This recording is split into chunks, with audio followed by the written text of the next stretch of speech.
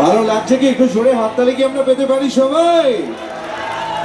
একটু জোরে জোরে হাততালি চাই। এটা শুধুমাত্র আমাদের এত ভালো অডিয়েন্স, আমরা এত ভালো জায়গায় পেয়েছি যে চট করে কিন্তু আমরা পাই না এত সুন্দর একটা পরিবেশ। আর এই তোমার এতগুলো রোমান্টিক গান শুনে, এটা তো আমার ডেডিকেশন ছিল আমার তরফ থেকে আমার প্রিয় দর্শকদের জন্য।